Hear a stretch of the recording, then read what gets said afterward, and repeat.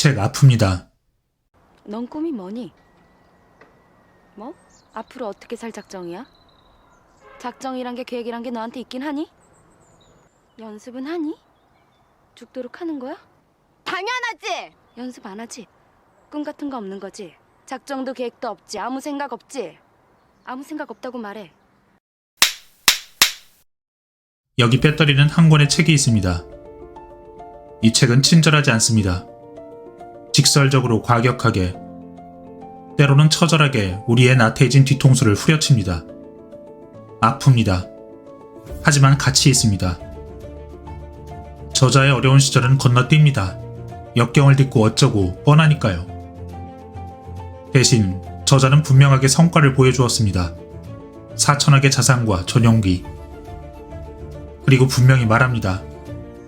책을 읽지만 실행은 하지 않는 사람들에게 우리도 모르게 안주하고 있던 그 보통의 틀을 깨고 나갈 수 있도록 나태해진 우리의 뒤통수를 엄청나게 갈겨줍니다. 하지만 맞고 나면 시원합니다. 가슴이 웅장해집니다. 도끼를 품게 됩니다. 자세를 바로잡고 겸허해집니다. 대체 10배의 법칙은 뭘까요? 간단합니다. 10배 더 원대하게 생각하고 10배 더 행동하는 것. 뭐야, 그럼 열심히 살아라 아니야? 저도 처음엔 그런 줄 알았습니다. 하지만 카도는 정말 집요하고 철저할 정도로 그 이유에 대해 경험적 통찰을 말하고 있습니다. 솔직히 읽고 나서 감탄했습니다. 이 책은 우리를 좌절시키는 그 두려움을 굶겨 죽이고 우리를 거침없이 달려가게 만드는 가치가 있습니다. 사람들은 대부분 목표 달성에 필요한 행동의 양을 과소평가합니다. 수십억의 재산을 꿈꾸면서도 정작 그런 일을 해낼 대비가 안 되어 있죠. 목표를 원하는 사람이라면 이전과는 전혀 다른 방식으로 목표를 설정하고 행동해야 합니다. 우리가 무언가를 이루는 데 필요한 시간과 에너지, 노력을 지금처럼 과소평가한다면 우리의 마음과 목소리, 자세, 표정, 계획에는 포기가 자리를 잡게 됩니다. 생각과 노력의 수준을 정확하게 측정하는 사람은 거의 없죠. 집을 짓거나 신제품을 팔거나 인생의 동반자를 구하거나 큰 돈을 벌거나 이 모든 일들엔 사람들이 생각하는 것보다 항상 더 많은 사고와 행동이 필요합니다. 하지만 대개 기존의 방식대로 행동하고 성과는 쉽게 나지 않고 그럼 목표를 줄이고 스스로 그게 너무나 큰 목표였다고 거짓 위로를 합니다. 이때 우리가 해야 할 일은 목표 줄이기가 아니라 행동량을 10배로 늘리는 것입니다.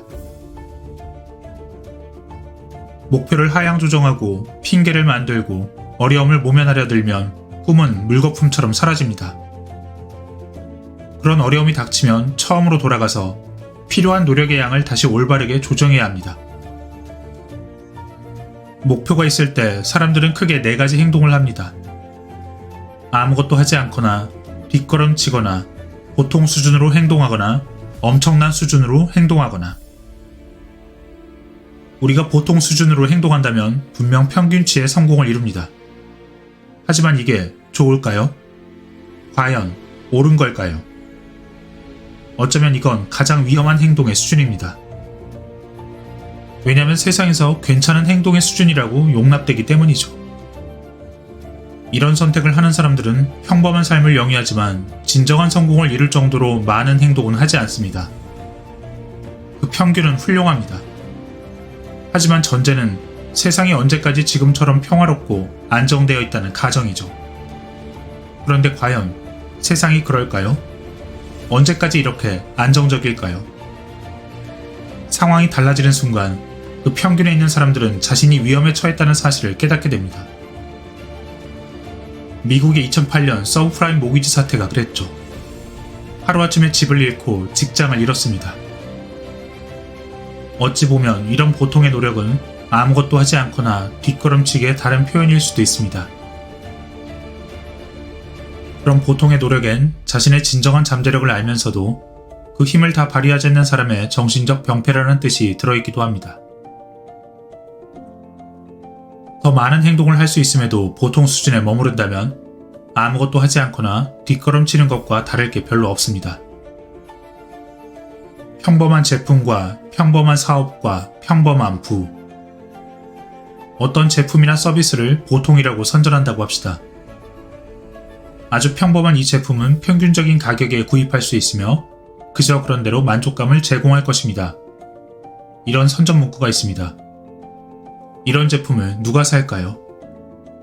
지극히 평범한 제품을 일부러 찾아서 사는 일은 없습니다. 당신이 아주 평범한 요리사가 되도록 보장하는 보통 수준의 요리 수업을 진행합니다. 여러분이 요리사가 되고자 한다면 이런 수업을 듣겠습니까? 이 영화는 평범한 감독이 평범한 배우들을 출연시켜 제작했다며 평론가가 극찬했습니다. 2시간 동안 평범한 액션이 펼쳐집니다. 이 영화를 보려고 사람들이 표를 사겠습니까? 보통 수준이 가장 위험합니다. 사회에서 이를 용인하기에 그렇습니다. 이쯤에서 자신에게 솔직해 봅시다. 여러분 가슴에 있는 그 뜨거운 열망을 살펴보세요. 덮어둔 지 오래라면 잠시 눈을 감고 그 열망을 가지고 있던 때로 돌아가 보세요. 그렇습니다. 여러분은 스스로 현재 발휘하고 있는 그 수준보다 더 많은 에너지와 창의력을 지니고 있죠. 분명히 지니고 있었습니다. 그런데 그것들은 대체 지금 무엇을 하고 어디로 갔습니까? 왜 자신을 믿지 못하고 보통 수준으로 살고 살아왔습니까? 여러분도 그것을 알고 있습니다. 왜 보통 이상의 엄청난 행동을 하지 않습니까? 바로 두려움 때문입니다. 두려움. 여러분은 그것에 막혀 지금까지 보통으로 살고 자신의 열망을 묻어둔 채 한때는 왜 여러분이 그런 꿈을 꾸었었는지 그 이유조차 잊고 말았습니다. 지금부터 이 두려움의 실체와 그것을 깨끗이 굶겨죽이는 방법을 말씀드리겠습니다. 두려움을 느끼지 않는다면 그건 성장 없는 보통 수준의 목표일 뿐입니다. 그러니 두려움은 피해야 할 나쁜 것이 아니라 추구하고 철저하게 향유돼야 합니다. 우리가 올바른 길로 가고 있다는 신호일 뿐입니다. 지금 두려움 없이 편하다면 지금 가진 것보다 조금만 더 얻을 뿐입니다. 그러니 두려움을 추구하고 자신을 두려움이 느껴질 때까지 몰아붙이세요. 실상 두려움은 허상일 뿐입니다. 실제로 두려워하는 그 일은 거의 일어나지 않습니다. 두려움은 이성이 아니라 그저 감정이 촉발하는 것이고 그렇게 부풀려지고 우린 그 감정으로 자신이 행동하지 않는 핑계를 댑니다. 지금부터 그 두려움에 속지 말고 포기하고 뒷걸음치는 핑계로 삼지 말고 앞으로 나아가는 동력으로 활용하세요. 이제는 두려움을 지금 해야 하는 일을 알려주는 신호로 받아들이세요. 거절당할까봐, 실패할까봐, 이름을 알리지 못할까봐. 그렇게 우린 매일 두려워합니다. 이제는 행동하십시오. 거래처에 전화를 하는 게 두렵다면 전화를 하라는 신호일 뿐입니다.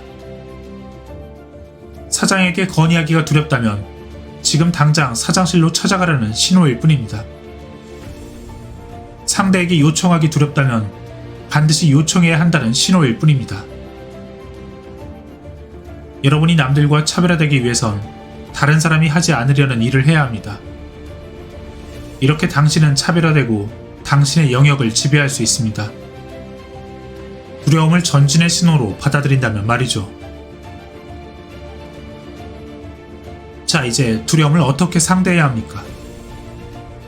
두려움의 대상에 대해 고민하고 시간을 쏟을수록 그 불안은 점점 커져만 갑니다. 두려움이 존속하는 생명줄은 시간이죠. 두려움은 시간을 먹고 삽니다. 오래 생각할수록 두려움은 더욱 커지고 강력해집니다. 하지만 여러분이 고민하고 불안해하는 대신 두려움이 느껴지는 그 순간 고민하지 않고 바로 실행한다면 두려움은 굶어 죽고 맙니다. 그렇게 두려움에게서 시간을 빼앗아 버리고 굶겨 죽이세요. 언제? 바로 지금. 바로 지금 두려움을 느끼는 그 순간이 행동을 취할 완벽한 때입니다. 계획을 세우고 실행하기까지 시간이 흐르면 흐를수록 목표는 멀리 사라집니다. 하지만 고민할 시간을 아예 빼버린다면 행동하는 것 말곤 다른 선택지가 없습니다. 준비는 필요 없습니다. 행동해가며 수정하고 보완하면 되는 것입니다. 일은 그렇게 하는 것입니다. 이제 아시겠습니까? 성공과 실패를 가르는 유일한 길은 두려움을 굶겨 죽이고 행동하는 것입니다. 여러분은 분명 하고 싶었던 많은 일들이 있었습니다. 순수한 열망과 영감으로 빛났던 그 일들. 그런데 그 일들을 지금 누가 하고 있습니까? 남는 건 후회밖에 없습니다. 준비만 하고 있다간 누군가 당신의 꿈을 빼앗아가 버립니다. 그렇게 실패하고 후회하느니 결과가 어떻든 뭔가 하면서 실패하는 게 훨씬 낫지 않습니까? 완벽하게 좋은 타이밍 따위 절대로 없습니다. 두려움에 더 이상 먹이를 주지 말고 행동하십시오.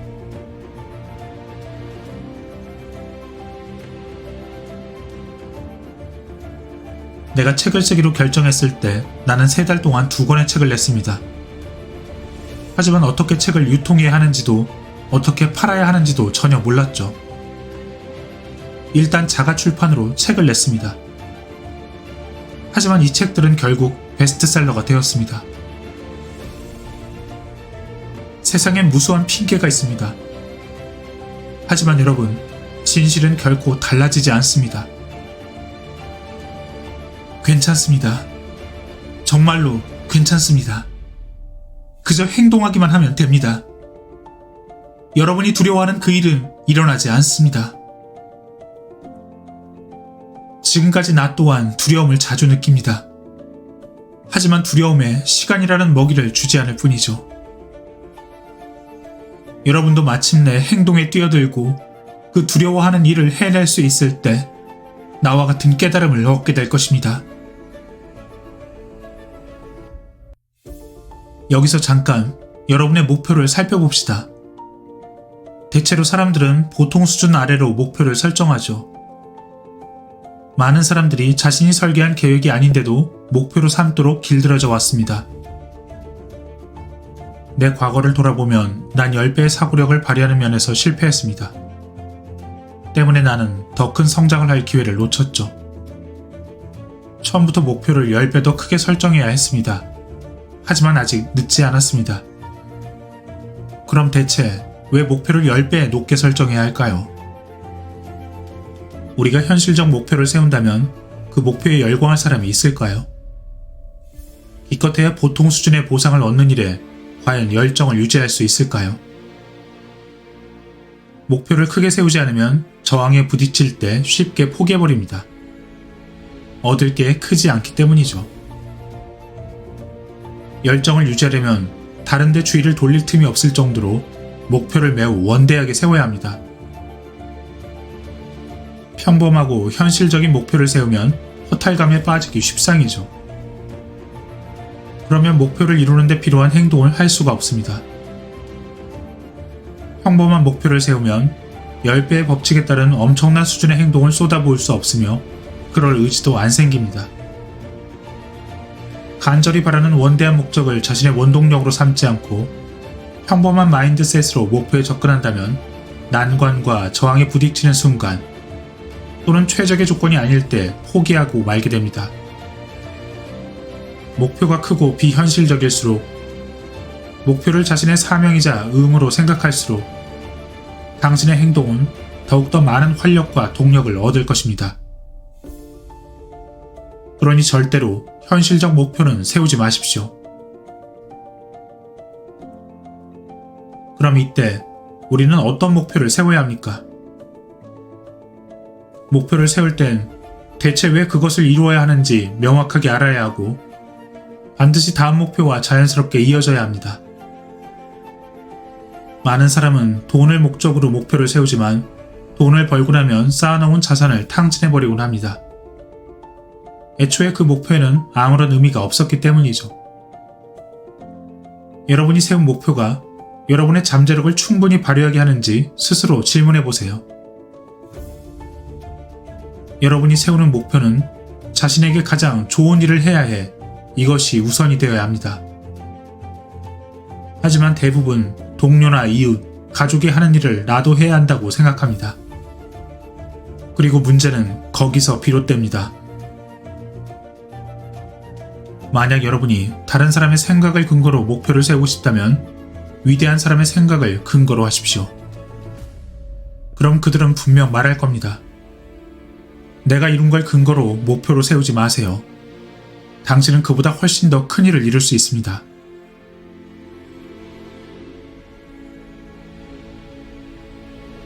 많은 사람들이 그저 그렇게 사는 이유는 다른 보통 사람들이 해온 일을 그대로 하고 있기 때문입니다. 정말 가고 싶어서가 아니라 남들이 가니까 대학을 가고 부모님, 선생님, 친구가 내린 결정이나 그들이 설정한 한계에 따라 살아갑니다. 자신의 가능성을 과소평가하면 목표를 크게 세울 수 없습니다. 평범하게 살거나 게으르게 살며 남들이 먹다 남긴 음식에 만족한다면 10배의 법칙을 적용할 수 없습니다. 모든 보통을 버리세요. 조언이나 친구도 보통 수준이라면 버리세요. 너무 심한 말들처럼 들리시나요? 여러분의 마음가짐에 달려 있습니다. 곁에 뛰어난 사상가와 행동가만을 두십시오. 보통 수준에 머무르는 것은 되돌릴 수 없는 길을 가는 것과 같습니다. 더 이상 성공은 선택이 아니라 당신의 의무이며 사명이자 책임이라는 사실을 잊지 마십시오. 피해자 행세는 그만두고 머저리처럼 굴지 마십시오. 성공하기 위해선 자신이 이룬 성공에 대해 심지어 실패에 대해서조차 매우 높은 수준의 책임감을 가져야 합니다. 원하는 지점에 도달하기 위해선 나에게 일어나는 일이 좋든 나쁘든 전부 나에게서 비롯된다는 관점을 가져야 합니다. 누군가 내 차를 들이받아 약속에 늦었습니다. 사람들은 자신을 피해자라 하고 TV에 블랙박스를 제보하고 다른 이들의 지지와 관심을 얻으려 합니다. 이건 틀린 게 아닙니다. 하지만 이게 정말로 나한테 옳은 길일까요? 절대 그렇게 해서는 안 됩니다. 피해자가 돼서는 안 됩니다. 다시는 그런 사고가 일어나지 않도록, 같은 일이 다시 일어나지 않도록 가능성을 줄이는 방법을 찾아야 합니다. 늦게 일어나 시간을 단축하기 위해 평소보다 붐비는 길을 선택한 것이 근본 이유일 수도 있고, 피곤한 상태에서 집중력을 한층 더 발휘하지 못한 게 원인일 수도 있습니다. 좋은 일이 더 자주 일어나게 하기 위해선 피해자처럼 행동할 여유가 우리에겐 없습니다. 피해자에게 좋은 일은 일어나지 않습니다. 결국 나쁜 일을 부르는 것만 하게 되죠. 우린 자신이 가장 많은 주의를 기울이는 그 대상이나 사람을 자기의 삶으로 끌어당기기도 합니다. 어쩌면 누군간 예전부터 비난할 대상을 계속 찾기 위해 무언가 사고를 일으키려고 자신도 모르게 무의식에 저장해 둔 건 아닐까요? 그럴 가능성이 조금이라도 있는지 스스로를 돌아봐야 합니다. 성공한 사람들에게 나쁜 일이 생기면 장단컨대 그들은 자신이 책임져야 하는 그 수준보다 더 많은 것을 고려하고 더 많은 행동을 합니다. 피해자를 자처할 때마다 정말로 피해자가 됩니다. 결국 성공은 우연한 여정이 아니라 당신이 책임지고 통제한 결과입니다. 이제부터 보통은 머릿속에서 지우고 날마다 10배의 목표를 적고 남들이 미쳤다고 할 때까지 10배의 행동을 하세요. 남들이 하지 않는 일을 하십시오. 모두가 불가능하다고 하는 그 유일무이한 실행을 하십시오. 중요한 건 당신이 무엇을 하느냐보다 어떻게 하느냐입니다. 결과에 대해 무리한 약속을 하고 그 이상을 주십시오. 매번 새로운 문제를 일으키세요. 지금 문제가 있다면 올바른 방향으로 가고 있다는 신호입니다. 문제는 찾아서 해결하면 되는 것이죠. 하지만 문제를 피하면 꿈은 사라집니다. 아무도 당신을 구원해주지 않습니다. 당신이 주인인 시간을 통제하십시오. 나는 무수한 공격과 비판을 받았습니다. 하지만 복수하는데 에너지를 쓰지 않았죠. 오직 성공을 향해 행동했습니다. 비판을 두려워하지 마세요. 여러분이 성공의 길로 잘 가고 있다는 증거입니다. 여러분이 올바른 수준의 행동을 한다면 공격과 비판이 따라올 겁니다. 하지만 그 비판은 결국 찬사로 바뀝니다. 절대로 핑계대지 말고 비합리적이 되십시오. 이건 보통의 행동을 하지 말라는 것입니다. 비합리적인 사람들이 세상에 거대한 변화를 일으켰습니다. 그리고 위험하게 사십시오. 조심하다 입는 피해가 위험을 감수해서 입는 피해보다 훨씬 큽니다. 위험을 피하기만 하면 진정한 삶을 살지 못합니다. 위험을 무릅썼을 때 죽게 될까 두려운가요? 피나게 훈련해서 링 위에 오르면 됩니다. 그리고 승자가 되십시오. 전통적인 사고를 깨뜨리고 기꺼이 불편함 속에 자신을 몰아넣으세요. 편안한 결정 속에 발전은 없습니다. 부디 원대한 생각을 가지십시오.